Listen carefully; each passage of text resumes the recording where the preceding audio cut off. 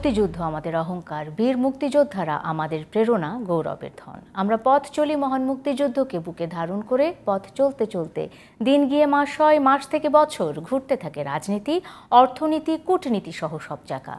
যুগ যুগ ধরে রাজনীতির সংজ্ঞায় যে জনগণই সকল ক্ষমতার উৎস, আদতে সেই জনগণ কতটুকু ভাগ পায় রাজনৈতিক চর্চায়? নতুন নতুন জোট, রাজনীতির মেরুকরণ, ভোটের খেলায় কি প্রভাব ফেলল, মিলল কি সমীকরণ? দর্শক, সব প্রশ্নের উত্তর জানতেই আমাদের আজকের এই আয়োজন। সবাইকে স্বাগত জানাচ্ছি জুলফিকার স্টিল প্রেজেন্স ডিবেট টুনাইটে। আমি সোনিয়া হক আপনাদের সাথে আছি।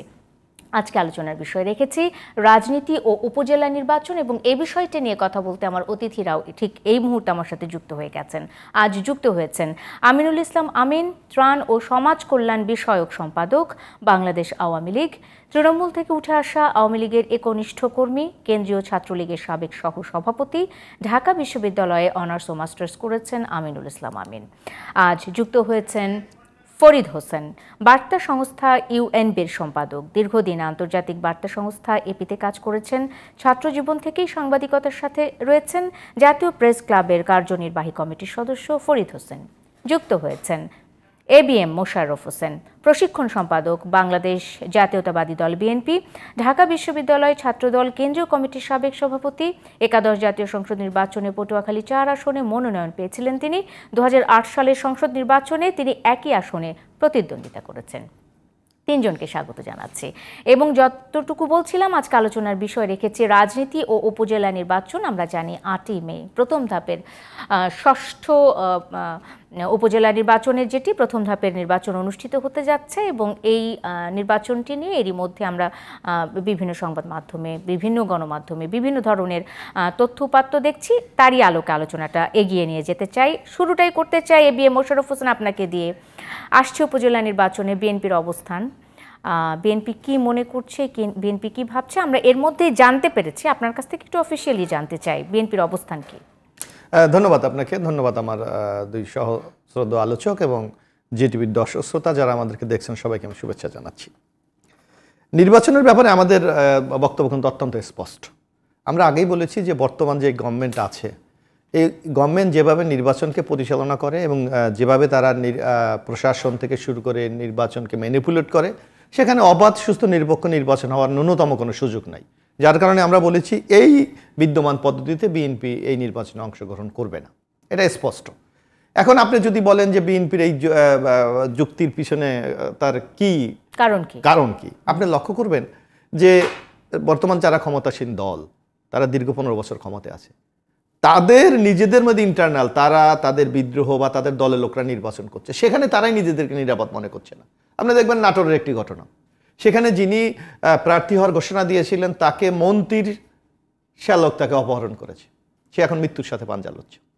আপনি যদি নোয়াখালীর দিকে তাকান, সেখানের সংসদ সদস্য একরামুল হোসেন চৌধুরী, উনি বলেছে যে ওনার ছেলে দাঁড়িয়েছে, যদি ছেলেকে কেউ ভোট না দেয় তাহলে এলাকার উন্নয়ন কাজে বন্ধ করে দেবেন উনি। এইভাবে যদি পত্রপত্রিকা বা আপনার গণমাধ্যমকে যদি আপনি দেখেন, সারা বাংলাদেশ ব্যাপী এমপি, মন্ত্রী বা আওয়ামী লীগের নেতারা এমনভাবে প্রার্থী সেট করেছে এবং লোকাল প্রশাসনকে এমনিভাবে প্রভাবিত করছে, যার কারণে অবাধ, সুস্থ, নিরপেক্ষ নির্বাচনের মাধ্যমে, অর্থাৎ জনগণের ভোটে তার প্রতিনিধি নির্বাচনের ন্যূনতম সুযোগ নাই। সুতরাং যেই জিনিসটা নির্ধারিত, যেটা কি হবে না হবে এটা আমরা আগেই আজ করতে পারছি, সেই নির্বাচনে বিএনপি কেন অংশগ্রহণ করবে? যার জন্য আমরা বলেছি এই বিদ্যমান পদ্ধতিতে বিএনপি কোনোভাবেই। আপনাদের মনে হয় না যে বিএনপি যদি অংশগ্রহণ করতো, মানে বিএনপি জাতীয় নির্বাচনে অংশগ্রহণ করেনি তাদের একটা রাজনৈতিক অবস্থান থেকে, কিন্তু এই উপজেলা নির্বাচন বা স্থানীয় সরকার নির্বাচনে বিএনপির অংশগ্রহণের বেশ কিছু সুযোগ কিন্তু উন্মুক্ত ছিল, যেমন দলীয় প্রতীক ছিল না, বিএনপি প্রতীক ছাড়াই বিএনপির প্রার্থীরা অংশগ্রহণ করতে পারতো। সেখানে বিএনপি যখন এই নির্বাচনটিতেও অংশগ্রহণ করছে না, ম্যানিপুলেশনের আসলে সুযোগটা আপনারাই করে দিচ্ছেন না তো? আমি আপনাকে একটা বলি, আপনি একটা জিনিস যে আমরা যেই কারণে সংসদ নির্বাচন বর্জন করেছি, তার কোনো কারণের কি আপনার কোনো পরিবর্তন বাংলাদেশে ঘটেছে? সে রাষ্ট্রীয় ক্ষমতাকে বাংলাদেশ আওয়ামী লীগ, এই প্রশাসন কারা সাজিয়েছে? বাংলাদেশ আওয়ামী লীগ। এই যে নির্বাচন কমিশন কার কথায় কাজ করে? বাংলাদেশ আওয়ামী লীগ। এবং যারা প্রশাসনে কর্মকর্তারা আছে, আপনার প্রশাসনকে এমন নগ্ন দলীয়করণ করা হয়েছে এবং এমনভাবে সাজানো হয়েছে যে প্রশাসন মনে করে যে আওয়ামী লীগকে জিতানো তাদের একটা ইমানি দায়িত্ব। যদি তারা আওয়ামী লীগের প্রার্থী যদি পরাজিত হয়, তাদের প্রমোশন হবে না, তাদের পোস্টিং হবে না, তারা ওএসডি হয়ে যাচ্ছে, তাদের আগামী দিনের ভবিষ্যৎ অন্ধকার। সুতরাং কেন জেনে শুনে একটা লোক আগুনের মধ্যে ঝাঁপ দেবে, যার কারণে সরকারি প্রার্থীকে অথবা সরকার সমর্থিত প্রার্থীকে বিজয়ী করা তাদের একটা নৈতিক দায়িত্ব হয়ে দাঁড়িয়েছে। সেই জায়গা থেকে তো আপনি তাদেরকে সরাতে পারছেন না। আজকে আপনি দেখেন যে এই ইদানিংকালে বাংলাদেশে একটি আলোচিত বিষয়, আপনি দেখবেন যে একজন পুলিশের ঊর্ধ্বতন আইজি মানে সর্বোচ্চ পদে ছিলেন, আমরা পত্রপত্রিকায় দেখেছি, কারণ এই সরকারের অত্যন্ত ঘনিষ্ঠ লোক ছিলেন উনি র্যাবের প্রধান ছিলেন, উনি ঢাকার কমিশনার ছিলেন, ওখানে আইজি ছিলেন। ওনার চাকরি জীবনে নাকি 1,84,00,000 টাকা উনি বেতন পেয়েছে, অথচ আমরা দেখি ওনার মানে 5,000 কোটি টাকার সম্পত্তি। এখন আদালতের মাধ্যমে গভর্নমেন্টকে বলতে হচ্ছে তুমি তো এই করো, ব্যবস্থা গ্রহণ করো দুদককে। স্বইচ্ছায় তারা করে না, কারণ দুদকের তো এটা দায়িত্ব। তো সামগ্রিকভাবে এই বেনিফিশিয়ারিরা এখন দেশ পরিচালনা করছে, সেখান থেকে আপনি নিরপেক্ষ বা জনগণের স্বার্থের পক্ষে কোনো কিছু আশা করবেন, এটা আমার মনে হয় একটা বিচার চেষ্টা। মানে এক ধরনের প্রতিবাদ স্বরূপ আপনারা নির্বাচনে অংশগ্রহণ করছেন না, কিন্তু তারপর আপনারা অভিযোগ করছেন যে কেন আরেকটু কথা আপনি বললেন যে তাদের মার্কা বাদ দিয়েছে। মার্কা বাদ দিয়ে দিয়েছে কেন? কারণ আওয়ামী লীগের এই 14 বছরের জনগণের প্রতি যে তাদের নির্যাতন, জনগণকে অবজ্ঞা, অপমান ইত্যাদির কারণে মানুষ এখন নৌকা দেখলে মানুষ একটা বীতশ্রদ্ধ হয়ে গেছে এর বিরুদ্ধে। দেখেন এই যে দ্বাদশ জাতীয় সংসদ নির্বাচনে 68 জন বিনা মানে বিদ্রোহী হিসাবে আওয়ামী লীগের প্রতিদ্বন্দ্বিতা করেছিল। আওয়ামী লীগের জনগণ যতটুকু সুযোগ পেয়েছে এর মধ্যে 62 জন নৌকাকে কিন্তু পরাজিত করেছে। তো সুতরাং নৌকার প্রতি যে একটা জনগণের অশ্রদ্ধা অথবা একটা বিতৃষ্ণা, একটা ভীতি, এই কারণে তারা এখন সাহস পাচ্ছে না। যদি নৌকা দেয় তাহলে কিন্তু আবার একটু যুক্ত করতে চাই, মানে আমি আসলে আপনার যে মন্তব্য, আপনার যে প্রতিক্রিয়া আছে, আপনি যে কথাগুলো বলছেন তার সাথে একটু মানে এই জিনিসটা মানে অন্যরকম হয়ে গেল কিনা, যে নৌকা ছাড়া কেউ জিতবে না। আবার যে দ্বাদশ জাতীয় সংসদ নির্বাচনে 68 জন স্বতন্ত্র প্রার্থী, তার মধ্যে 62 জন জিতেছে, সেখানে নৌকাকে হারানো হয়েছে, যে যেভাবে পেরেছে নৌকাকে মানে এই যে নির্বাচন সুষ্ঠু হচ্ছে না, পরিকল্পিত নির্বাচন হচ্ছে, এই জায়গাটাতে একটু অন্যরকম হয়ে গেল কিনা, পরস্পর বিরোধী আপনার মন্তব্য হয়ে গেল? না, এটা পরস্পর বিরোধী না। একটা কারণ আপনি একটি দেখবেন যে আওয়ামী লীগের মধ্যে কি, আওয়ামী লীগ কিন্তু এখন একটা পুনর্বাসন কেন্দ্র খুলেছে। আপনি যদি আমি একেবারে আপনাকে তথ্য দিয়ে দেখাতে পারি, 2008-এ যাকে নমিনেশন দিয়েছে 2014-তে তাকে দেয়নি, আরেকজনকে। অর্থাৎ এই লোক আবার 14-তে এই লোক এলাকায় থাকতে পারছে না। আবার এমপির বিরুদ্ধে কে আছে, সে উপজেলা চেয়ারম্যান। আবার উপজেলা চেয়ারম্যানের বিরুদ্ধে কে আছে, সে হলো মেয়র। অর্থাৎ আওয়ামী লীগের নিজেদের মধ্যে এমন প্রতিপক্ষ তৈরি করেছে যে নিজেরাই কিন্তু স্বস্তি অনুভব করছে। ওকে, মোশাররফ ভাই ফিরবো নিশ্চয়ই আপনার এই প্রসঙ্গগুলোতেই। আমিন ভাইও বেশ কিছু তার পক্ষে যুক্তি দাঁড় করাতে চাইবেন, এবং সেই সাথে আমি একটা প্রশ্ন যুক্ত করি, মোশাররফ ভাইয়ের গুলো তো থেকেই গেল। সেটি হলো যে কেন্দ্রের নির্দেশ কিন্তু ছিল যাতে করে এই উপজেলা নির্বাচনে প্রার্থীদের পক্ষে এমপিরা কোনো রকমের প্রচারণা চালাতে পারবে না, কিন্তু আমরা বিভিন্ন সংবাদ মাধ্যমে দেখছি, বিভিন্ন জায়গাতে দেখছি যে এমপিরা কিন্তু একেবারে তাদের অবস্থানে অনড় আছে এবং তারা কিন্তু প্রার্থীদের পক্ষে প্রচারণা চালাচ্ছে। মানে আসলে আপনাদের কেন্দ্র থেকেও কি মানে তৃণমূল পর্যায়ে যারা আছে, রাজনীতিটাকে আপনাদের হাত থেকেও গ্রিপের বাইরে চলে গেছে কিনা? আমিনুল ইসলাম আমিন, প্লিজ উত্তরগুলো দিবেন একটু। ধন্যবাদ সোনিয়া হক, শুভেচ্ছা দুই বিজ্ঞ আলোচক এবং সম্মানিত দর্শক যারা দেখছেন। আসলে মোশাররফ ভাই যেখানে শেষ করেছেন আমি ওখান থেকে শুরু করতে চাই, যেটা আপনি একটু তাকে ধরিয়ে দেওয়ার চেষ্টা করেছেন যে নৌকা এত আনপপুলার, এই জন্য নৌকা বাদ দিয়েছে। তো নৌকা যদি আনপপুলার, তাহলে আপনারা পপুলার, আপনারা চ্যালেঞ্জটা নিলেন না কেন? পৃথিবীর বৃহত্তম গণতান্ত্রিক দেশ হচ্ছে ভারত। আপনি দেখুন, ভারতে রাহুল গান্ধী মোদিকে নিয়ে একটা মানে ইঙ্গিতপূর্ণ বক্তব্য রেখেছেন, যে এরকম যে মোদি উপাধিধারীরা অধিকাংশ চোর হয় কেন। এতেই কিন্তু রাহুল গান্ধীর লোকজন মোদির লোকজন রাহুল গান্ধীর বিরুদ্ধে মামলা করলো। খুব দ্রুত সে মামলা রায় হলো, এবং রায় হওয়ার সাথে সাথে তার সংসদের সদস্যপদ বাতিল হলো, তাকে সরকারি বাসা ছাড়তে হলো। হাইকোর্টে গিয়েও সে একই রায় বহাল রাখলো। সুপ্রিম কোর্টে গিয়ে এটি সে আবার প্রার্থিতা ফিরে ফেলো, এমপিশিপ ফিরে ফেলো। আমি উদাহরণটা এই জন্য দিচ্ছি, কিন্তু সেখানে আপনি দেখেন কেন রাহুল গান্ধীর বিরুদ্ধে এরকম করা হয়েছে। সে কারণে কিন্তু কংগ্রেস নির্বাচনে প্রতিদ্বন্দ্বিতা না করে ঘরে বসে নেই। তারা মনে করছে যে এটা জনগণ আমার পক্ষে থাকবে, আমরা জনগণকে নিয়ে এটাকে রাজনৈতিকভাবে মোকাবেলা করব। এইটাই হচ্ছে ডেমোক্রেসি এবং রাজনীতির একটা বড় গুরুত্বপূর্ণ বিষয়। তো অথচ বাংলাদেশে রাহুল গান্ধী শুধু এটুকু বলেছে, মোদি উপাধিধারীরা অধিকাংশ চোর হয় কেন। মোদি চোর এটাও বলেনি। আর বাংলাদেশের মোশাররফ ভাইরা প্রতিদিন বঙ্গবন্ধু কন্যা শেখ হাসিনাকে ফেসিস্ট থেকে শুরু করে মানে চোর মহাচোর থেকে শুরু করে বলছে না এমন কিছুই নেই, সেটা টেলিভিশন খুলুন অথবা সেটা পত্রিকার পাতা খুলুন, কিন্তু কোনো মামলা নেই। ইন্টারেস্টিং হচ্ছে তারপর তারা বলে বেড়াচ্ছেন এই সরকারের আমলে কথা বলার অধিকার নেই, বাক স্বাধীনতা নেই, কণ্ঠ চেপে ধরা হচ্ছে। ঠিক একইভাবে বলতে চাচ্ছি, যখন তারা এতই পপুলার, যে নৌকা এতই আনপপুলার, তাহলে সেটা এই চ্যালেঞ্জ তারা নিল না। এখন তারা বলবে যে সরকার, এই সরকার আছে, হ্যাঁ, তাহলে কি তারা এটাকে জাতিকে আজ পর্যন্ত তারা বলেনি যে আমরা সারা জীবনের জন্য তত্ত্বাবধায়ক সরকার চাই? কারণ যখন তত্ত্বাবধায়ক সরকার ছিল তখনও কিন্তু কোনো স্থানীয় সরকার নির্বাচন তত্ত্বাবধায়ক সরকারের অধীনে হয়নি, সব সময় দলীয় সরকারের অধীনে হয়েছে। তাহলে এখন যদি মোশাররফ মনে করে যে মানে নির্বাচন যখনই হয় তখনই কিছুদিনের জন্য তত্ত্বাবধায়ক হবে, সেটা স্থানীয় সরকার হোক অথবা সেটা জাতীয় নির্বাচন হোক, তারা সেই দাবি জানায় নাই। তাহলে এখন তারা আসলে কি মেসেজটা জাতিকে দিতে চায়? এবং তিনি বলছেন, একটু হাস্যকর কথা বললেন যে আপনি যেটা তাকে ধরিয়ে দেওয়ার চেষ্টা করলেন যে মানে পরিকল্পিতভাবে সবাই জানে কে জিতবে, এই জন্য কেউ নির্বাচনে যাচ্ছে না। তাহলে এই যে আপনি বললেন যে ৬২ জেনাম্বি স্বতন্ত্র জিতলো, তাহলে কি আবার বলছে কেন ওরা নৌকা আনপপুলার, সেজন্য নৌকার বিরুদ্ধে জিতছে? তো এটা তো উনি যত কথাই বলুক, এটা তো সেলফ কন্ট্রাডিক্টরি, এটা নিয়ে তো দ্বিমত হওয়ার কোনো কারণ নেই। কিন্তু সমস্যা হচ্ছে কি, তারা এটা স্বীকার করার মতো অবস্থানে নেই। এখন আরেকটি কথা বলি, যে উনি বলছেন যে আওয়ামী লীগের নিজেদের সমস্যা এত বেশি যে মানে তারা নিজেরাই সব কিছু লেজে গোবরে করে ফেলেছে। আমি খুব বেশি দূর অতীতে যাব না, একেবারে নিকট অতীত। সম্প্রতি ঢাকা সুপ্রিম কোর্টে নির্বাচন হয়েছে, সেখানে বিএনপিপন্থী আইনজীবীদের পক্ষ থেকে তাদের দলের যুগ্ম মহাসচিব সম্ভবত জনাব মাহবুব আলম খোকন সাহেব, উনি জয়লাভ করেছেন। এবং ওহি আসলো যে লন্ডন থেকে উনি দায়িত্ব গ্রহণ করতে পারবেন না। এবং সেটা নিয়ে কায়সার কামালের সাথে কী বক্তব্য হয়েছে ইতিমধ্যে আমরা মিডিয়ার মাধ্যমে সেটা অবগত হয়েছে, কি অশালীন ভাষার আদান প্রদান হয়েছে।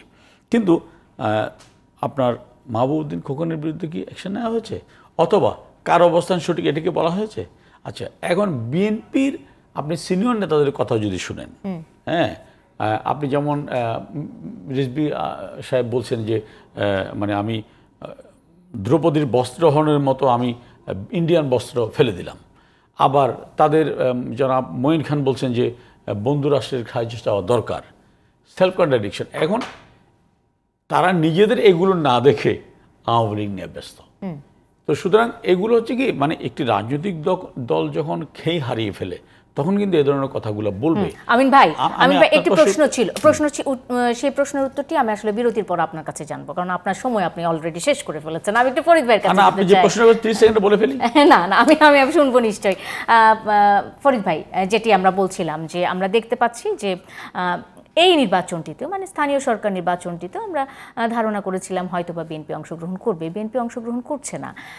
এবং বিএনপি যখন অংশগ্রহণ করছে না তখন খুবই স্বাভাবিক নির্বাচনে এক ধরনের শূন্যতা তৈরি হচ্ছে, এবং সের জন্য ক্ষমতাসীন দলটিকে আবার নানা রকমের ফরম্যাট চিন্তা করতে হয় এই নির্বাচনগুলোকে সুষ্ঠু দেখানোর জন্য।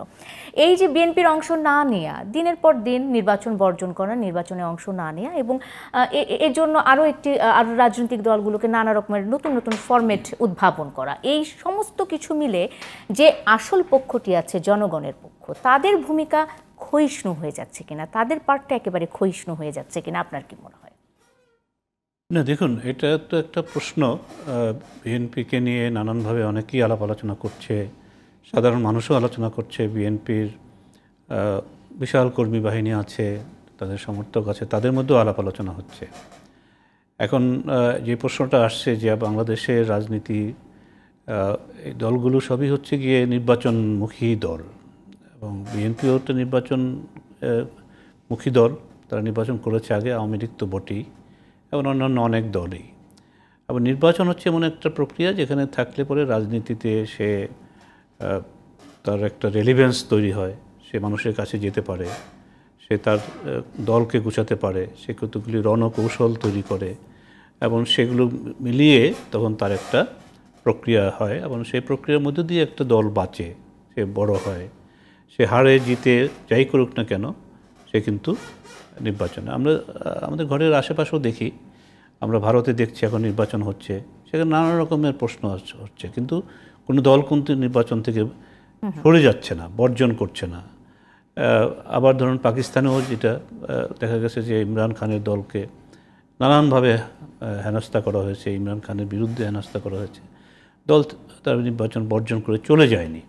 আবার বিএনপি এখানে যে রণকৌশল নিয়েছে যে তারা হিসাব করে দেখেছে যে না, এখানে তারা কোনোভাবেই তাদেরকে নির্বাচনে জয়ী হলেও জয়ী হতে দিবে না, এবং তারা সেই রণকৌশলের দিক থেকে নিয়েছে যে আমরা নির্বাচন যতক্ষণ পর্যন্ত না একটি তত্ত্বাবধায়ক সরকার হবে, এই সরকারের চলে গিয়ে সেখানে আমরা নির্বাচন করব না।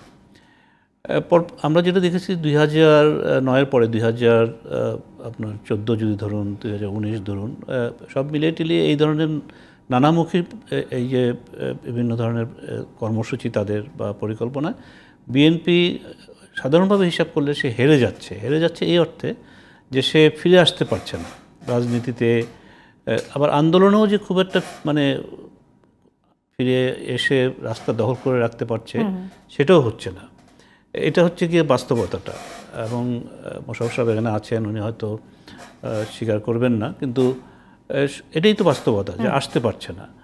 এখন বিএনপি রণকৌশলের দিক থেকে যেটা আমরা দেখতে পাচ্ছি যে সে সরে যাচ্ছে, সে আওয়ামী লীগকে সরাসরি মুখোমুখি যেই পরিস্থিতি থাকুক না কেন, যত বড় দুর্গই সেটা হোক না কেন, যত ধরনের প্রতিবন্ধকতা তৈরি করুক না কেন, তাকে সরাসরি মানে তারকে গিয়ে আঘাত করা এবং সেই ভেঙে চুরমার করে দেওয়া, তার হয়তো সেই শক্তি আছে, কিন্তু সেই জায়গাটাকে সে প্রয়োগ করতে পারছে না। আমি ফরিদ ভাই আপনাকে এই অংশে একটু থামাতে চাই, এবং এখানে একটি প্রশ্ন আমি একটু জুড়ে দিতে চাই। সেটি হলো যে বিএনপি এই যে আপনি বললেন যে করতে পারছে না, অনেকেই বলে যে বিএনপির অভ্যন্তরে মানে বিএনপি দলটির ভেতরে নানা রকমের সংকট আছে, এই কারণে বিএনপি পারে না। আপনি কোন বিষয়টিকে আসলে এগিয়ে রাখতে চাইবেন? আবার বিএনপি বলে যে বিএনপির উপর সরকারি এক ধরনের প্রভাব আছে, প্রশাসনের এক ধরনের প্রভাব আছে, এ কারণে বিএনপি পারে না। দুটি মতের মধ্যে আসলে আপনি কোনটিকে এগিয়ে রাখবেন? একটা বিরতির পর এসে আপনার কাছে অবশ্যই জানতে চাই। দর্শক, বিরতির পর স্বাগত আরেকবার। দেখছেন Zulfikar steel presents debate tonight. আমি সোনিয়া হক আপনাদের সাথে আছি। বিরতিতে ফিরে আমি শুরুতেই আসলে ফরিদ ভাইয়ের কাছে যেতে চাই, যেহেতু বিরতিতে যাবার আগে তার কাছে আলোচনাটা রেখে গেছিলাম। সেটি হলো যে কোনটিকে আসলে বিএনপির এই যে করতে না পারা, মানে বিএনপি ঠিকমতো আন্দোলন করতে পারছে না, জাতীয় নির্বাচনের আগেও তারা সেভাবে আন্দোলনটিকে দাঁড় করাতে পারছিল না, এটির পেছনে আসলে কোন সংকটটা বা কোন কারণটা দায়ী বলে আপনার মনে হচ্ছে? দেখুন, আমার দীর্ঘদিন থেকে আমি 50 বছরের আমার সাংবাদিকতা, দীর্ঘদিন এই ধরনের রাজনৈতিক দলগুলোর সঙ্গে ওঠা বসা, তাদের সম্পর্কে জানা এবং রিপোর্ট করা। দেখুন, বিএনপির এখন আমার কাছে যেটা মনে হয়েছে যে তার নেতৃত্বের মধ্যে একটা যে সমস্যা, সেখানে তার লন্ডনে একটা নেতৃত্ব, সেই লন্ডন নেতৃত্বের সঙ্গে ঢাকার যে কেন্দ্রীয় নেতৃত্ব, তার মধ্যে একটা বোঝাপড়ার অভাব আছে। এবং আবার ঢাকার কেন্দ্রীয় নেতৃত্ব, সেই নেতৃত্বের সঙ্গে তৃণমূলের যে কর্মী বাহিনী আছে তার সঙ্গে একটা দূরত্বের ব্যাপার আছে, বোঝাপড়া তাদের। আমি কীভাবে বলছি ব্যাখ্যাটা, অনেক সময় দেখা যাচ্ছে যে আমরা দেখি যে লন্ডনে থেকে তারেক রহমান সাহেব তিনি সরাসরি হয়তো কোনো উপজেলা নেতার সঙ্গে কথা বলছেন, সেখানে তিনি কেন্দ্রীয় নেতৃত্বকে বাইপাস করে সেই কাজগুলো করছেন। এটা আমাদের কাছে আমরা জানি এগুলো আর কি। আবার কেন্দ্রীয় নেতৃত্ব যেই কাজটা করতে চাচ্ছে, যেটা করলে তারা মনে করে যে বাস্তবতাটা দেখে বর্তমান রাজনীতির এখানে সবাই হয়তো না, কিন্তু আমি বলছি যে কেন্দ্রীয় নেতৃত্ব যে এখন নেতৃত্ব দিচ্ছে তাদের মধ্যেও কিন্তু তাদের আপনার দূরত্ব তৈরি আছে। সে লন্ডনে যেটা বলা হচ্ছে সেটা তারা অনেক সময় বাস্তবে তারা মনে করে যে এটা ঠিক হচ্ছে না, কিন্তু তাদের সেই কাজটা করতে হচ্ছে। এই সমন্বয়হীনতাটা নেতৃত্বের মধ্যে এটা একটা বড় সমস্যা। এটা কিন্তু 2009 থেকেই কিন্তু এই জিনিসটা হচ্ছে। তখন এবং খালেদা জিয়া তিনি আরও সক্রিয় ছিলেন, এখন তো তিনি সেইভাবে সক্রিয় না। হয়তো তার সঙ্গে যখন দেখা সাক্ষাৎ এরা করতে যায় তিনি কিছু বলেন, সেখানে তো আমরা জানি না কী নির্দেশনা দেন, কী কথা তারা বলেন, কিন্তু প্রকাশ্যে তিনি কোনো কথা বলতে পারছেন না। এই তো 2009-এও কিন্তু সে একটা অবস্থা ছিল, তারা নির্বাচনে আসবে কি আসবে না, এটা কিন্তু প্রথম দিকে ছিল যে তারা আসবে, বিএনপির এখানে যে তাদের কেন্দ্রীয় নেতৃত্ব তারা সিদ্ধান্ত নিয়েছে তারা নির্বাচনে যাবে, কিন্তু পরবর্তীতে দেখা গেছে যে আবার দ্বিধাদ্বন্দ্ব ছিল, আবার শেষ পর্যন্ত এসছে, তখন আবার অনেকটা দেরি হয়ে গেছে ক্যাম্পেইনে আসতে, এবং সেখানেও কিন্তু তারা একটা ভরাডুবির মতো অবস্থাই হলো তখন সেই নির্বাচনে। 2014 তো আবার বয়কট করতে গিয়ে সেই রকম একটা অবস্থা হলো। আবার 2019-এ নির্বাচনে গেলেন, আবার নির্বাচনে হট করে আবার তারা দেখলেন যে না, তাদের মতো করে হচ্ছে না, তারা চলে আসলেন। আর 24-এর তো ব্যাপারটা তো আমরা জানি। এখানে কিন্তু এই জায়গাটার মধ্যে নেতৃত্ব একটা কি বলে যে এককভাবে একটা শক্তি এইভাবে আসতে পারছে না, এখানে একটা বড় কারণ। এর ফলে যেটা হচ্ছে যে আমি বিএনপির কিন্তু জনসমর্থন আছে, তার কর্মী বাহিনী আছে, এবং আওয়ামী লীগ যে মানে আছে, আওয়ামী লীগের প্রতিও মানুষের অনেক অভিযোগ আছে। সবাই যে আওয়ামী লীগকে ভালোবাসে তা তো না। কাজে এই যে তার আওয়ামী লীগের যে নেতিবাচক দিকগুলি, আওয়ামী লীগের যে ব্যর্থতাগুলো বা এই সরকারের ব্যর্থতাগুলো, সেটার মধ্যে মানুষের মধ্যে যে কিছু কিছু প্রশ্ন আছে, সেই প্রশ্নগুলো সেগুলোকে নিয়ে যে একটা বিরোধী দল সেটাকে পুঁজি করে, সেটাকে একটা আন্দোলনের রসায়ন তৈরি করে রাস্তায় নিয়ে কাজ করা, সেটা তারা করতে পারছে না। নির্বাচনে যাচ্ছে না, রাস্তায় তারা তাদের সেই শক্তি দেখাতে পারছে। ওকে, ফাইন। আমি চলে যেতে চাই, এই যেহেতু বিএনপির প্রসঙ্গে ছিলাম, আমি একটু মোশাররফ ভাই আপনার কাছে এই আলোচনাটা নিয়ে যেতে চাই, খুব সংক্ষেপেই অবশ্য জানবো, কিন্তু সেই সাথে একটু জানতে চাই এই উপজেলা নির্বাচনে দলের পক্ষ থেকে নির্দেশ থাকলেও প্রায় 38 জন প্রার্থী বিএনপির অংশগ্রহণ করছে। তার মানে কি তৃণমূলের সাথে বিএনপির একটা দূরত্ব তৈরি হয়েছে কেন্দ্রের, এমনটাই কি মনে হয়? না, এটা হচ্ছে না। এটা কারণ হলো কি, আপনি দেখবেন যে 38 জন, আপনি নিউজটা বলছেন আর হচ্ছে 4 দিন আগের, কারণ যখন বিএনপির সিদ্ধান্ত হওয়ার আগেই কিন্তু নমিনেশনটা সাবমিট হয়েছিল। বরং আপনি দেখবেন আজকের পত্রিকা, গতকালের পত্রিকা যদি দেখবেন, আমি সর্বশেষ জানি 4 কি 5 জন ছাড়া সবাই তার নমিনেশন প্রত্যাহার করে নিয়েছে। এখন হয় কি, এখন আপনার বিএনপি হিসাবে অনেকে, যেমন আপনি মনে করেন তৈমুল খন্দকার একসময় বিএনপি ছিল, এখন কি উনি বিএনপি আছে? এখন যদি বলা হয় যে তৈমুল খন্দকার বিএনপির নেতা, শমশের মবিন চৌধুরী বিএনপির নেতা, তাহলে কি হবে?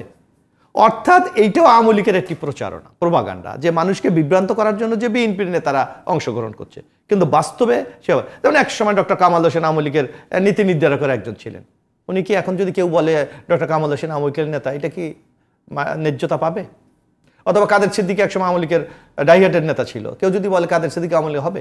অর্থাৎ এইটাও আওয়ামী লীগের একটা প্রচারণা। এখন আপনি ফরিদ ভাইকে যে প্রশ্নটা আপনি করেছিলেন, যে ফরিদ ভাই বিএনপির কিছু নেতিবাচক দিক তুলে ধরেছেন, আপনাকে আমি একটা কথা বলি, যে বিএনপি তো একটা রাজনৈতিক দল, এরকম বাংলাদেশে অনেক বিরোধী রাজনৈতিক সংগঠন আছে, তো তারা কেন ইলেকশন করছে না? আজকে জাতীয় পার্টি কোথায়, যারা সংসদে সাংবিধানিক বিরোধী দল, কেন নাই? কারণ এই জাতীয় বিরোধী দল কি হবে এটা তো সরকার নির্ধারণ করেছে। কারণ আপনি যদি একটু আপনার মেমোরিটা একটু পাস্টে নিয়ে যান, আপনি দেখতে পারবেন জাতীয় সংসদ নির্বাচনে আপনি একটু দেখেন মিডিয়াগুলি, যে মাননীয় প্রধানমন্ত্রী জাতীয় পার্টির সাথে মিটিং করে বলে তুমি 26টা সিটে ইলেকশন করো, সে ওয়ার্কার্স পার্টির সাথে বলে তুমি 2টা করো, ওই জাসদের সাথে বলে তুমি 3টা করো, ওই যে এই যে তৃণমূল বিএনপি যেটা তৈরি করেছে তাকে বলছে তুমি ওই সিট থেকেও করো, কারণ আপনি কমিটমেন্ট করছেন এটা করেন। অর্থাৎ সব কিছু একটা সাজানো। তো এই সাজানো নির্বাচনে বিএনপি কেন অংশগ্রহণ করবেন? আমি একটু অত্যন্ত শ্রদ্ধা রেখে আমি ফরিদ ভাইকে বলতে চাই, আমরা যখন স্টুডেন্ট ছিলাম, আমিন ভাই তো আমরা এক সময়, তখন বাংলাদেশে এই জাতীয় নির্বাচনের বাইরে বেশ কিছু নির্বাচনকে কিন্তু আমরা খুব উপভোগ করতাম, যেমন প্রেস ক্লাবের নির্বাচন, এই সামনে আপনাদের বিএম এর নির্বাচন হতেন, দিন ভরি আনন্দ উৎসব, ওই যে ইঞ্জিনিয়ারিং ইনস্টিটিউশন, কৃষি ইনস্টিটিউট। আজকে বাংলাদেশে কি কোনো নির্বাচন আছে? না, এখানে ক্ষমতার ভাগাভাগির ব্যাপার, এখানে নাই, মানুষ নিরুৎসাহিত হয়েছে, তো অন্যদের কেন উৎসাহ নাই? অর্থাৎ আওয়ামী লীগ টোটাল ব্যবস্থাটাকে এমনিভাবে মানে কলঙ্কিত করে ফেলেছে যেখানে কেউ কার সাহস পায় না। অথচ এইসব নির্বাচনগুলো কিন্তু বাংলাদেশে বিরাট আনন্দ উৎসবের মধ্যে নির্বাচনগুলি হতো, তাই সেগুলি কেন করে না মানুষ? আমার মনে হয় আরেকটু নেতৃত্ব বিএনপির কোনো সংকট নাই। বিএনপির যদি নেতৃত্ব সংকট থাকতো তাহলে দ্বাদশ জাতীয় সংসদ নির্বাচনে বিএনপিকে ডিভাইডেড করার জন্য অথবা ভাঙনের জন্য আওয়ামী লীগ কিন্তু বহু চেষ্টা করেছিল, পেরেছে? একজন নেতাকে নিয়েছে, তাও নিয়ে তাদের দলে যোগদান করিয়েছে সাজানো মত, তাও বিএনপির নামে কিন্তু ইলেকশনে অংশগ্রহণ করাতে পারে নাই। এইটা তো আওয়ামী লীগের দেউলিয়ত্ব। আমি একটু বলি, আমি একেবারে ফরিদ ভাইকে আমি একটু বিনয়ের সাথে আমি একটু মূল্যায়ন করতে বলি। আপনি একটু চিন্তা করেন তো, দ্বাদশ জাতীয় সংসদ নির্বাচন 7ই জানুয়ারি হয়েছে, আপনি ফুল ডিসেম্বর মাসটা দেখেন, ঢাকা কোর্টের দিকে তাকান, রাত 9টা 10টা 11টা 12টা পর্যন্ত সাক্ষী হচ্ছে বিএনপি যারা নেতাদের বিরুদ্ধে মামলায়। আপনি নির্বাচনের আগে 2000 প্রায় 2100 লোকের আপনি সাজা দিয়েছেন। এখন কি ঢাকা কোর্ট কি বন্ধ? না চলে? আপনার গণমাধ্যমের লোক কি চলে না বন্ধ? চলে। এখন তো সাজা নাই, এখন তো রাত 10টা পর্যন্ত 12টা পর্যন্ত কোর্ট চলে না। কেন চলে না? এইটাই হলো আমাদের বক্তব্য। এই যে টোটাল আপনি একটা নগ্ন দলীয়করণ করে ফেলেছেন, যার মাসুলটা দিচ্ছে বর্তমান বাংলাদেশ, Okay, যার জন্য নির্বাচন হারিয়ে গেছে, গণতন্ত্র হারিয়ে গেছে, মানুষের পারস্পরিক শ্রদ্ধাবোধ বা এই যে একটা লোকাল ইলেকশন একটা উৎসব ছিল, এগুলি এখন নিরুৎসাহিতে পরিণত হয়েছে। ওকে মোশাররফ ভাই, আবারও নিশ্চয়ই ফিরবো বিরতির পরে আপনার কাছে। আমি একটু চলে যেতে চাই আমিনুল ইসলাম আমিন ভাই, আপনার কাছে একটি প্রশ্ন তো আপনার কাছেই ছিল যে আসলে মানে যারা মন্ত্রী এমপি প্রচারণা চালাতে পারবে না, তারপরে তারা চালাচ্ছে দলীয় নির্দেশনা অমান্য করে, এটি আসলে আপনারাও এইটা আপনি ভুল ইন্ডিকেট করছেন। দলীয় প্রচারণা চালাবে করতে গিয়ে এখন তো ইলেকশনই শুরু হয়নি, আর ইলেকশন যখন শুরু হবে ক্যাম্পেইন, তখন প্রচারণার বিষয়টা আসবে। এখন আপনি যেটা হয়তো বলতে চাচ্ছেন যে নমিনেশন পাওয়ার ক্ষেত্রে তাদের প্রভাব, এবং সেটা আমাদের দল সিদ্ধান্ত নিয়েছে ইতিমধ্যেই যে কোনো এমপি মন্ত্রীর আত্মীয়রা ইলেকশন করতে পারবে না যদি দলীয় সিদ্ধান্ত না মানে। 30 তারিখে আমাদের নির্বাহী কমিটির বৈঠক, এবং সেখানে তাদের বিরুদ্ধে সাংগঠনিক ব্যবস্থা নেওয়া হবে। কারণ আমরা মনে করি যে রাজনীতি এটা পরিবারতন্ত্রের কোনো বিষয় না। রাজনীতিতে হ্যাঁ, আমার পরিবারের কেউ এমপি অথবা চেয়ারম্যান বা মেয়র হতে পারে যদি সাধারণ মানুষ তাকে চায়। অর্থাৎ আমরা এখানে জবরদস্তি করে কাউকে বানানোর বা ক্ষমতার প্রয়োগ ঘটিয়ে কাউকে বানানোর সে প্রক্রিয়ার বিপক্ষে। এবং এখানে আরেকটি কথা বলি, সুতরাং মন্ত্রী এমপিদের প্রচারণার প্রসঙ্গ তো এখন আসেনি, এটা তো নির্বাচন শুরু হলে আসবে। এবং মোশাররফ ভাই যে বিষয়টি অবতারণা করেছেন যে ওই সময়ের বিএমএ নির্বাচন বা বিএনপি নির্বাচনের কথা বললেন, একই সাথে আমি খুব বিনয়ের সাথে মোশাররফ ভাইকে এটিও মনে করি দিই, ওই সময়ে কিন্তু বাংলাদেশের রাজনৈতিক সমীকরণ আজকের মতো ছিল না। তখন প্রগতিশীল রাজনীতি যারা করতেন, ধরেন কমিউনিস্ট পার্টি, জাসদ অথবা বাসদ অথবা নেম মুজাফফর, এরাও কিন্তু দলগতভাবে অনেক শক্তিশালী রাজনৈতিক দল ছিল। আজকে যে কোনো কারণে হোক কিন্তু তারা মানে ওই বাংলাদেশ বিমানের স্লোগানের মতো ছোট হয়ে আসছে, পৃথিবীর মতো ছোট হতে হতে আর জায়গা নেই। এবং জাতীয় পার্টির অবস্থাও কিন্তু সেম। ওরা জাতীয় নির্বাচন আমরা দেখেছি, গত জাতীয় নির্বাচনে জাতীয় পার্টি মানে তারাও কিন্তু তাদের প্রার্থীদেরকে জয়যুক্ত করার জন্য তাদের কেন্দ্রীয় চেয়ারম্যান অথবা মহাসচিব কোথাও গিয়ে একটা ভাষণ দিয়ে অথবা একটা ভিডিও কনফারেন্সে বক্তব্য রাখবে, সেই ধরনের মানসিকতা আমরা দেখিনি। তো এখন আওয়ামী লীগ সরকার আছে বলে তো আওয়ামী লীগ এই দায়িত্বগুলো পালন করতে পারবে না। কোন দল কীভাবে কাজ করবে, কোন দল শক্তিশালী করবে, এটা তো তাদের নিজেদের বিষয়। একই সাথে মানুষ তাদের বক্তব্য কতটুকু গ্রহণ করতেছে না করতেছে তারও একটা বিষয়। আর আমি যেটা বলতে চাচ্ছিলাম যে মোশাররফ ভাই তো বলেনি যে আমরা সারা জীবনের জন্য বাংলাদেশের তত্ত্বাবধায়ক চাই। তত্ত্বাবধায়ক যদি হয়ে থাকে সবসময় সংসদীয় নির্বাচন, স্থানীয় সরকার নির্বাচন দলীয় সরকারের অধীনে হয়। আর যদি দলীয় স্থানীয় সরকার নির্বাচনে যদি তত্ত্বাবধায়ক সরকারের অধীনে করতে হয়, তাহলে তো বাংলাদেশে কখনো কোনো রাজনৈতিক সরকারই থাকবে না, কারণ সারা বছর তো নির্বাচন হয়। তো এই দাবিগুলো তো অসার। বরঞ্চ আমি মনে করি মোশাররফ ভাই যেটা বলছেন, তারা যদি এই নির্বাচনী চ্যালেঞ্জগুলো গ্রহণ করতেন তাহলে মানুষের সামনে অপশন তৈরি হতো, যারা 5 জন আছে আমি কাকে বেছে নেব। বরং তারা নির্বাচন না করে মানুষকে ওরা জিম্মি করে ফেলছে যে আমরা নির্বাচনে যাব না। এখন বেসিক্যালি বাংলাদেশে যত কথা বলি, এখন রাজনৈতিক দল দুটো, একটা আওয়ামী লীগ, একটা এন্টি আওয়ামী লীগ। এন্টি আওয়ামী লীগের মঞ্চ হচ্ছে বিএনপি বা বিএনপিকে নির্বাচনে আসার ক্ষেত্রে আপনি যে আহ্বানটা জানালেন আসলে কতটুকু মন থেকে জানালেন? এটা মন থেকে আর জানার না জানার তো না। বিএনপি তো একটা রাজনৈতিক দল, তো ওরা গণতান্ত্রিক রাজনৈতিক দল দাবি করছে, তার নির্বাচনের বিকল্প রেখে ওরা তার অভ্যুত্থান ঘটিয়ে ক্ষমতা আসতে চায় না, ওরা তো বিপ্লব করে ক্ষমতা আসতে চায় না, এর কোনো বিকল্প নাই। আর আমরা তো বিএনপিকে নির্বাচন আনার জন্য এখন কেন 2014 থেকে তো লাগাতার চেষ্টা করে আসছে, এবং এই প্রথম বাংলাদেশে সংসদে আইনের মাধ্যমে একটি নির্বাচন কমিশন হলো। সেই নির্বাচন কমিশনের সংলাপও তারা আসেনি। ইভেন যখন তারা আসেনি এরপরেও নির্বাচন কমিশন বলেছিল যে আমরা অপেক্ষায় আছি, আমরা তারা যেদিনই বলবে সেদিনই আলোচনায় যাব। এখন যদি আসতে না চায়, আমি তো পায়ে বেড়ি বেঁধে বা শিকল পরিয়ে কাউকে আনতে পারবো না, এটা তাদের প্রয়োজন। কারণ আপনি দেখুন 70-এর নির্বাচনটা কী ছিল। 70-এর নির্বাচনে তো মৌলানা ভাসানী থেকে শুরু করে বড় একটা অংশ বলেছিল ভোটের বাক্সে লাথি মারো, বাংলা স্বাধীন করো। তো বঙ্গবন্ধু যদি সেদিন মানুষের রায় না নিতেন তাহলে উনি কি বিশ্বের কাছে গণতান্ত্রিক হিসাবে চিহ্নিত হতে পারতেন? একটা বিরতির পরে আসি। বিরতির পরে আসলে এই উপজেলা নির্বাচনেও ডামি প্রার্থীর এক ধরনের অভিযোগ কিন্তু তোলা হয়েছে, এবং সেটি ক্ষমতাসীন দলটির বিরুদ্ধেই তোলা হয়েছে। আপনি কিভাবে দেখছেন, কিভাবে আপনি যুক্তি খণ্ডন করবেন, একটা বিরতির পরে সে জানবো আপনার কাছে। জুলফিকার স্টিল প্রেজেন্স ডিবেট টুনাইটে আরেকটা বিরতি নিয়ে ফিরছে এক্ষুনি, সঙ্গে থাকুন।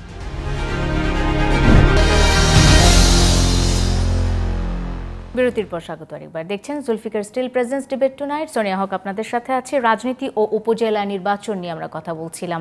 আসছে উপজেলা নির্বাচন এবং সেই নির্বাচনে বিভিন্ন রাজনৈতিক দলের অবস্থান নিয়ে কথা বলছিলাম। আমি একটু এই অংশে ফরিদ হোসেন আপনাকে শুরুতেই যুক্ত করতে চাই ফরিদ ভাই, সেটি হলো যে আমরা যদি জনগণের প্রত্যাশার কথা বলি কিংবা আমরা জনগণের রাজনৈতিক চর্চার কথা বলি, সেক্ষেত্রে সেই বিষয়টি মাথায় রেখে আসলে রাজনৈতিক দলগুলোর ঠিক এই মুহূর্তে ভূমিকাটা কি হতে পারে, কারণ জনগণ কিন্তু নির্বাচন বিমুখ হয়ে যাচ্ছে।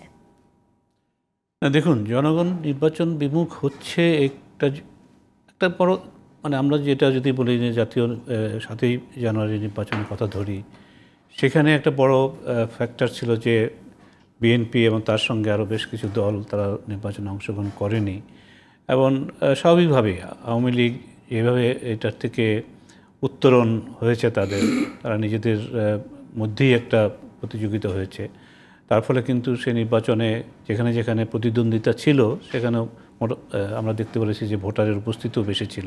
কাজে তো খুব স্বাভাবিক যে যদি আপনার প্রতিদ্বন্দ্বী যদি শক্তিশালী না থাকে, আজকে বাংলাদেশের বাস্তবতায় আপনি যাই বলুন না কেন, আওয়ামী লীগ আর বিএনপি দুটোই যদি মাঠে থাকে তাহলে নির্বাচনের চেহারাটা অন্যরকম হবে। যেহেতু বিএনপি নেই, সেদিক থেকে বিএনপি না থাকার ফলে জনগণের মধ্যে যে জিনিসটা হচ্ছে যে আমি গিয়ে কোনো পরিবর্তন তেমন কিছু করতে পারবো না, কারণ আমার যে দল, ধরুন যারা বিএনপির সমর্থক তারা বলবে যে আমার দলটা নেই, কাজে আমি ওখানে গিয়ে কী করব। আবার যারা আওয়ামী লীগেরও কট্টর তারা ছাড়া তারা অনেকেই বলবে যে আমার দল তো পাশ করেই যাবে, কাজে সেখানে আমার যেটা হয়েছে আর কি, বাস্তবের কথাটাই আমি বলি। আর একটা জিনিস হচ্ছে যে সাধারণভাবে আপনার আমাদের দেশে শুধু না, পৃথিবীর অনেক দেশেই কিন্তু নির্বাচনে যারা ভোটার থাকে তারা ভোট দিতে না যাওয়ার একটা প্রবণতা আছে। মার্কিন যুক্তরাষ্ট্রে এটা বড় ধরনের আছে, এমনকি ভারতও যদি দেখেন এত বড় পৃথিবীর সবচেয়ে বড় লার্জেস্ট ইলেকশন যেটাকে বলে বৃহৎ ইলেকশন, সেটা হচ্ছে সেই নির্বাচনও কিন্তু 60-এর উপরে বা 60-এর মধ্যে আছে, তার মানে 40% মতো তারা যাচ্ছে না। এখানে আমরা যে জিনিসটা দেখতে পাচ্ছি যে আমি আবারও বলি যে বিএনপিকে কোনো খাটো করে বা ছোট করে না দেখে, নিঃসন্দেহে বিএনপি হচ্ছে আওয়ামী লীগের মূল প্রতিদ্বন্দ্বী। এখন সেই প্রতিদ্বন্দ্বী যদি না থাকে তাহলে পরে যেটা হয় যে আওয়ামী লীগেরও কিন্তু কতগুলো সমস্যা তৈরি হয়। সেই সমস্যাটা হচ্ছে যে তার মূল প্রতিদ্বন্দ্বী না থাকার ফলে সেখানে দলের মধ্যে নানান ধরনের একটা শিথিলতা, তারপরে নিজেদের মধ্যে একটু দলাদলি তৈরি হওয়া, কারণ এখানে যখন তার মূল যে পলিটিক্যাল রাইভেল, সেই রাইভেল মাঠে নেই, কাজেই নিজেদের মধ্যে একটা, আর যদি সে থাকতো তাহলে কিন্তু আজকে আওয়ামী লীগের মধ্যে আপনি যেটা দেখতে পাচ্ছেন সেটা আওয়ামী লীগে থাকতো না। এই আওয়ামী লীগ অন্য রকমের চেহারার আওয়ামী লীগ হতো, তাই না? কাজে এটা তো স্বাভাবিক, এবং সেই কারণেই আমি মনে করি যে বিএনপি কতদিন পর্যন্ত এটা করবে সেটা রাজনৈতিক, এটা কি বলা যায় ফরিদ ভাই? আমি আসলে জানি না এটা বলা ঠিক হবে কিনা, আমিন ভাই কিভাবে নেবে আমি ঠিক জানি না, কিন্তু জাতীয় নির্বাচনে বিএনপিকে ভাঙা যায়নি। বিএনপি এটা খুব দম্ভ করে বলে বা অহংকার করে বলে যে না, আমাদেরকে ভাঙা যায়নি, অনেক চেষ্টা করেছে, কিন্তু বিএনপি নির্বাচনে অংশ না নিয়ে বিএনপি খুব সূক্ষ্মভাবে আওয়ামী লীগের মধ্যে রেষারেষি তৈরি করেছে। এটা কি বলা যায়? না, দেখুন, বিএনপিকে ভাঙ্গা বা না ভাঙ্গা এটা তো একটা প্রশ্নটা যেটা হয়েছে, এটা কি আওয়ামী লীগ কি সেভাবে চেয়েছে যে বিএনপি ভেঙে যাক? আওয়ামী লীগ কিন্তু তারা কিন্তু তাদের দিক থেকেও কিন্তু বলে যে আমরাও চাই যে আমাদের যারা রাজনৈতিক দলগুলো আছে, বৈধ রাজনৈতিক দল আছে, তারা নির্বাচনে আসুক, তারা আমার প্রতিদ্বন্দ্বী হোক, তার সাথে আমরা লড়াই করি, তাই না? দল ভেঙে কিন্তু, কারণ একটা যদি আপনার হয় যে গণতন্ত্রের যে ব্যাপারটা আছে, আজকে ধরুন আমিনের সামনেই বলছি বা তার কাছেই আছেনই এখানে, যে আজকে যে সংসদটা হয়েছে সেই সংসদে কি আওয়ামী লীগ একেবারে খুব সন্তুষ্ট? কারণ তারা তো এইটা তাদের মধ্যে অনেকেই আছে, তারা বলবে যে এখানে তর্ক হবে, বিতর্ক হবে, আইন নিয়ে, আইন প্রণেতাদের মধ্যে নানান ধরনের এই উষ্মা তারা বরাবরই প্রকাশ করেছে যে এখন এই জায়গাটার মধ্যে এককভাবে আপনি দেখুন, যদি আজকে যে নির্বাচনগুলো, এই কথাটা কিন্তু আগেও আসছে এবং বিএনপির দিক থেকেও স্বীকার করা হচ্ছে যে 2014 বলেন, 2018-19 বলেন, 2024 বলেন, এই যে ঘটনাগুলো হচ্ছে, এই ভোটাররা আসছে না, দায়টাকে শুধু আওয়ামী লীগের? অবশ্যই। আমি অসংখ্য ধন্যবাদ। এটা তো বিএনপিকেও সেই দায় নিতে হবে। এক্স্যাক্টলি। ফরিদ ভাই, আজকে সময় একেবারে আপনার সাথে শেষ হয়ে গেছে। আমি একটু আলোচনা আমিনুল ইসলাম আমিন ভাইকে কাছে নিয়ে যেতে চাই। ডামি প্রার্থীর এক ধরনের অভিযোগ এসেছে। আমিন ভাই, এটিকে আসলে কিভাবে আপনি খণ্ডন করতে চান? ডামি প্রার্থী কোথায় দেখলেন? বিভিন্ন জায়গাতে এসছে, যেমন শিবচরে আমরা দেখেছি যে সেখানে স্বামীর প্রার্থী হয়েছেন স্ত্রী, স্বামীর প্রতিদ্বন্দ্বী হয়েছেন ডামি হিসেবে, আবার মেয়ের প্রার্থী হয়েছেন মা, এমনটাই আমরা শুনেছি বিভিন্ন সংবাদ মাধ্যমে, এবং পরবর্তীতে দেখা গেছে যে একেবারে শেষ মুহূর্তে এসে নমিনেশন তারা প্রত্যাহার করে নিচ্ছেন, একজনই জয়ী, বিনা প্রতিদ্বন্দ্বিতায় তিনি জয়ী হচ্ছেন। বিষয় না, অনেক সময় যেটা হয় যে একজনের প্রার্থীরা কোনো কারণে যদি বাতিল হয়ে যায় তাহলে হয়তো মনে করি যে আমি আরেকজনকে রাখলাম। এটা তো ডামি, মানে ফাইনাল পর্যন্ত কে থাকে। আর তাছাড়া আমাদের দেশের নির্বাচনে এখানে ফরিদ ভাই এবং মোশাররফ ভাই দুজনেই বিদগ্ধ ব্যক্তিত্ব। তো নির্বাচনে অনেক সময় একেবারে অনেক আগের থেকেই নির্বাচনের দিন এজেন্ট সুবিধা নেওয়ার জন্য এইসব অনেক প্রার্থী ছিল। এটা নতুন কোনো বিষয় না, হয়তো এবার মাননীয় প্রধানমন্ত্রী বলাতে বিষয়টা আলোচনার আলোয় এসছে, নাহলে এটা আসতো না, বাট এটা ছিল কম বেশি। আর আমি যেটা মনে করি, ফরিদ ভাই যে কথাটা বললেন যে বিএনপিকে ভাঙার চেষ্টা হয়েছে কিনা, অথবা বিএনপি ভাঙেনি, এখন বিএনপি আমাদের মধ্যে লাগিয়ে দিয়েছে। এখন যে দলটি এত চিৎকার করেও একটা নির্বাচনী চ্যালেঞ্জ মোকাবেলা করার মতো সাহস রাখে না, তারা যদি আওয়ামী লীগের মধ্যে লাগিয়ে দিয়েছে এই আত্মতৃপ্তিতে শান্তি পায়, তাহলে শান্তি পাক না, আমার সমস্যা কী? আমরা তো আর আপনার সামরিক জান্তার গহ্বরে জন্ম নেয় কোনো রাজনৈতিক দল না, আমরা দল ভাঙার খেলা খেলিও না, খেলার কোনো ইচ্ছা আমাদের নেই। কারণ আমরা 2008 সালের নির্বাচন যদি বলি, 2008-এ যখন নির্বাচন হয়, সে নির্বাচনে তো বিএনপির সবাই ছিল, যুদ্ধাপরাধীরা সবাই ছিল, তারা একাট্টা ছিল, সবাইকে একাট্টা এক জায়গায় রেখেই আমরা সেই নির্বাচনে 300 আসনের মধ্যে মহাজোটের নেতৃত্বে 262 আসনে জয়লাভ করেছিলাম। তো এখন আমাদের কোন দুঃখে আমরা তাদেরকে ভাঙার চেষ্টা করতে যাব? বরঞ্চ আমরা মনে করি বিএনপি বা অন্য কোনো রাজনৈতিক দল ভাঙার সেই আর্মি বা সামরিক জান্তাদের খেলার চেয়ে ওই সময়টা যদি আমি জনগণের জন্য ব্যয় করি, তাহলে জনগণ আমাদের বেছে নেবে। এবং সেই কাজটা আমরা বারবার করে আসছি বলেই আপনারা দেখতে পাবেন যে আওয়ামী লীগ ক্ষমতায় আসছে, দেশের উন্নতি হয়, খাদ্য ঘাটতির বাংলাদেশে খাদ্যে স্বয়ংসম্পূর্ণ হয়, $570 মাথাপিছু ইনকামের বাংলাদেশ $2800 মাথাপিছু ইনকাম হয়, এবং আমাদের শিক্ষার হার বাড়ে, আমাদের মাতৃমৃত্যু এবং শিশু মৃত্যুর হার কমে, আমাদের সোশ্যাল ইন্ডেক্সের অনেকগুলো সূচকে আমরা ইন্ডিয়ার মতো দেশের চেয়ে অনেক এগিয়ে থাকি। বিএনপি বা অন্যরা যত কথা বলুক, এটা আজকে কঠিন বাস্তবতা। আমরা এই আলোকেই সামনের দিকে আমাদের রাজনীতি এবং আমাদের দেশকে এগিয়ে নিয়ে যেতে চাই। অসংখ্য ধন্যবাদ আমিনুল ইসলাম আমির। আমি কি মোশাররফ ভাই কোনো প্রশ্ন করব নাকি আপনি প্রশ্ন? আমি একটু বলি, এখানে আমিন ভাই অনেক কথাই বলেছে যে একটা দেশের কিন্তু অগ্রগতি এটা একটা ধারাবাহিক প্রক্রিয়া। আপনি যদি 1972 সালের কথা চিন্তা করেন, 72 সালে আমাদের যখন প্রথম বাজেট হয়েছিল বাংলাদেশ গভর্নমেন্টের 786 কোটি টাকা, সেই বাজেট এখন 7 লক্ষ কোটি টাকা। এটা কি একদিন হয়েছে? এটা ধারাবাহিক প্রক্রিয়া। আওয়ামী লীগ ছিল, বিএনপি ছিল, জাতীয় পার্টি ছিল, আবার বিএনপি ছিল, আওয়ামী লীগ ছিল, সবার ঐক্যবদ্ধ প্রচেষ্টার মাধ্যমে আজকে এই জায়গায় এসেছে। এটা কি আওয়ামী লীগের একটা ক্রেডিট? বরং বাংলাদেশের অর্থনীতির সূচকগুলো যদি আপনি চিন্তা করেন, যে সূচকগুলি আমাদের বাংলাদেশকে একটা স্থিতিশীল বাংলাদেশে তৈরি করেছে, সেই ক্ষেত্রে আওয়ামী লীগের ভূমিকা কতটুকু? আজকে দেখেন বাংলাদেশের বৈদেশিক মুদ্রা অর্জনের যে খাতগুলি, গার্মেন্টস জিয়াউর রহমান সাহেব করেছে, জনশক্তি জিয়াউর রহমান সাহেব করেছে। আজকে যে আমাদের জাতীয় বাজেটের অর্ধেকের বেশি টাকা ব্যাট থেকে আসে, বিএনপি প্রবর্তন করেছে। এই যে খাদ্য সংসদ যে কথা বলেছে, আওয়ামী লীগ যখন ক্ষমতায় ছিল 72 থেকে 75 পর্যন্ত, তখন 74-এ দুর্ভিক্ষ প্রায় 1.5 লক্ষ লোক মারা গেছে। সে জিয়াউর রহমান সাহেব ক্ষমতায় এসে মাত্র 1 বছরে খাল খননের মাধ্যমে খাদ্য উৎপাদন দ্বিগুণ করে বাংলাদেশকে স্বয়ংসম্পন্ন করেছে। সুতরাং অবদান কার? এটা তো যদি আপনি নির্মোহভাবে বিশ্লেষণ করলে পাওয়া যাবে। এখন আওয়ামী লীগ ক্ষমতায় আছে দীর্ঘ 15 বছর। তো অর্থনৈতিক আজকে যদি আপনি একটা বিল্ডিং তৈরি করেন, যদি আপনার ফাউন্ডেশন না থাকে, তাহলে আপনি উপরে উঠতে পারবেন? ফাউন্ডেশন কে তৈরি করেছে সেটা তো আপনাকে দেখতে হবে।